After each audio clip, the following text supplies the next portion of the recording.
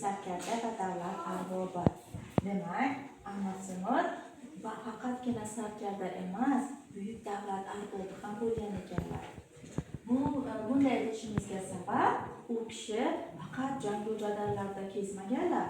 Davlatda har bir insonning taqdiri bilan ham muhim qarorlar qabul qilganlar. Do'stlarga do'stona munosabatda bo'lganlar, hattoki dushmanlarga ham do'stona munosabatda bo'lib, dushmanlarni do'stlik aloqasini mustahkamlashga undaganlar. Boshqa davlatlarning hukmronlari bilan do'stona munosabatda bo'lib, har qanaqa qiyin vaziyatlarda ham tinchlik yo'li bilan shu kelishmovchiliklarni hal qilish yo'lida bo'lganlar. Demak, Amir Temurning bayrog'i mana bu moviy rangda bo'lgan ekan.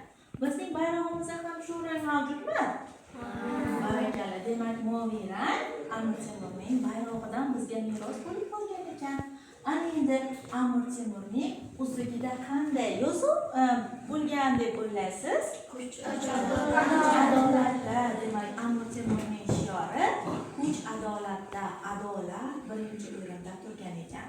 İnsonlarga adolatli munosabatda bo'lish davlatda va insonlar o'rtasida tinchlikni, do'stlikni mustahkamlashda eng asosiy bir turtki, kuch hisoblanadi deb aytganlar va o'zlarining Temur tuzuklari deb nomlangan asarlarida ham kuch adolatda, do'stlarga do'stona munosabatda bo'lish, dushmanlarga ham dushmanlik munosabatda emas, insoniy, ya'ni do'stona munosabatda bo'lib, har qanaqa qiyin vaziyatlarni yumshatish yo'llarini ko'rish kerakligi haqida juda katta hayotiy sababga ega bo'lgan o'zlarining fikrlarini, mulohazalarini yozgan ekanlar.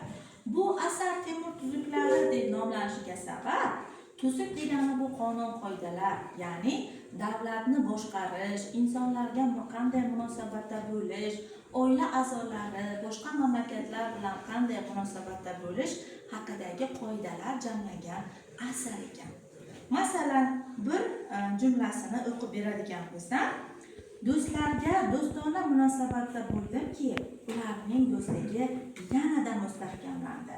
Dushmanlarga ham shunday munosabatda bo'ldimki, ularning dushmanligi do'stona munosabatga aylandi. Atrofimga jasur o'g'lonlarni to'pladim va ularni saroyimning eshigi ochiq deya aytdim. Men degan ekan, bu yerda qo'rqoq odamlarni yomon ko'rgan ekan va qo'rqoq, nafsining quli bo'lgan insonlarni yomon ko'rib, o'ziga yaqinlashtirmagan ekanlar. Ko'rdingizmi?